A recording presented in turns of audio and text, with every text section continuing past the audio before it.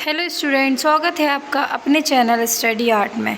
मैं आपको पढ़ाने वाली हूँ आज 8th ग्रेड अभ्यास पुस्तिका भाषा भारती कक्षा 8 की, जो आपकी न्यू 2024-25 की 8th ग्रेड है। ये हम पढ़ने वाले हैं इसका सॉल्यूशन। प्रीवियस वीडियो में मैंने चैप्टर नंबर 1 और चैप्टर नंबर 2 कंप्लीट कराया है। इस वीडियो में मैं आपको चैप्टर नंबर 3 मध्य प्रदेश की संगीत विरासत कंप्लीट कराने वाली हूँ। तो स्टार्ट करते हैं। पार्ट नंबर 3 है मध्य प्रदेश की संगीत विरासत। अब इसके ऑप्शन देख लेते हैं। सबसे पहले, भारतीय संस्कृति की आत्मा किसे कहा गया है? तो इसका ऑप्शन सी सही है, संगीत को। और प्रश्न नंबर 2 है, प्रतिदिन शब्द में कौन सा समास है? तो इसका ऑप्शन नंबर बी सही है, अव्ययीभाव समास। उसके बाद प्रश्न नंबर 3 है, भारत रत्न लता मंगेशकर को स्वर कोकिला कहा जाता है क्योंकि वे, बी ऑप्शन सही है इसका, सुरीली गायिका थी। उसके बाद नेक्स्ट है question number 4 and question number 5। Question number 4 है, ध्रुपद गायन के प्रणेता कौन थे? तो इसका सी ऑप्शन सही है, स्वामी हरिदास। प्रश्न नंबर 5 है, मालवी गीतों को राग तरवारी ढंग से गाने वाले गायक कौन कौन हैं? तो इसमें सिर्फ कौन आ जाएगा, गायक कौन है? तो इसमें आपको ये वाला आपको कमेंट में बताना है मुझे कि इसका आंसर क्या है। प्रश्न नंबर 6 है, प्रश्न नंबर 6 में फिल इन द ब्लैंक्स दिए हुए हैं। सबसे पहले है इसमें, तानसेन ने दीपक राग की साधना की और दीपक जल उठे। उसके बाद प्रश्न नंबर 7 है, तत्मय का संधि रूप तन्मय होगा। उसके बाद प्रश्न नंबर 8 है, कुमार गंधर्व संगीत समारोह का आयोजन देवास शहर में होता है। उसके बाद प्रश्न नंबर 9 है, संगीत को सीमा में बांधा नहीं जा सकता। उसके बाद प्रश्न नंबर 10 है, आत्मिक शब्द एक प्रत्यय है। उसके बाद आगे बढ़ते हैं, क्वेश्चन नंबर 11 देखते हैं। क्वेश्चन नंबर 11 है, समाधि स्थल और राग रागनी शब्दों का समास विग्रह कीजिए। तो समाधि स्थल और राग रागनी दोनों का मैंने यहाँ पर समास विग्रह किया है, आप देख सकते हैं और फिल कर सकते हैं। प्रश्न नंबर 12 है, लता मंगेशकर द्वारा गाए गए किसी एक राष्ट्रभक्ति गीत के बोल मुखड़ा लिखिए। तो ए मेरे वतन के लोगों, ये आपको लिखना है। प्रश्न नंबर 13 है, बादशाह अकबर ने तानसेन से क्या हट की थी?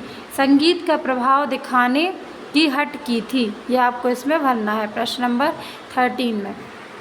आगे देखते हैं प्रश्न नंबर 14 एंड प्रश्न नंबर 15। उस्ताद अलाउद्दीन खां क्यों प्रसिद्ध हैं? क्योंकि वे एक महान सरोद वादक थे।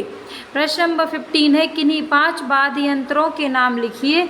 उनमें से किसी एक वाद्य यंत्र को बजाने वाले प्रसिद्ध संगीतकार का वाद्य यंत्र के सामने लिखिए। संगीतकार लिखना है, उसका वाद्य यंत्र लिखना है। तो अब इसमें मैंने लिखा है सबसे पहले बांसुरी, सितार, शहनाई, डमरू, और उसके बाद यहाँ पर एक कवि का नाम और उनका वाद्य यंत्र। तो ये 4th एंड 5th, ये 5 वाद्य यंत्र हैं जो यहाँ लिखने हैं। फिर लिखना है हमें सितार, और सितार बजाने वाले का नाम, यह है रवि शंकर। ओके, नेक्स्ट है क्वेश्चन नंबर 16 और क्वेश्चन नंबर 17। क्वेश्चन नंबर 16 है, लता जी को समूचे राष्ट्र की गायिका क्यों कहा जाता है? क्योंकि लता जी ने हर भाव, धर्म और भाषा के गीतों में अपने स्वरों को संजोया है। अब प्रश्न नंबर 17 है, अपने क्षेत्र के किसी एक लोकगीत की 4 पंक्तियाँ लिखिए और यह भी बताइए कि इसे कब गाया जाता है। तो आंसर देखते हैं इसका।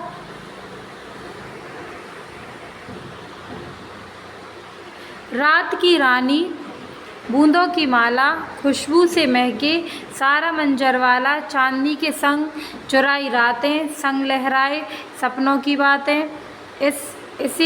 इसे त्योहारों और सांस्कृतिक उत्सवों पर गाया जाता है। अब हम देखेंगे प्रश्न नंबर 18। प्रश्न नंबर 18 में है, मध्यकालीन भारत में संगीत की परंपरा कहाँ से प्रारंभ हुई? इस स्थान पर संगीत से जुड़ा कौन सा आयोजन होता है? तमिलनाडु से शुरू हुई यहाँ संगीत से जुड़ा एक प्रमुख आयोजन कर्नाटक संगीत महोत्सव होता है। अब प्रश्न नंबर 19 देखते हैं।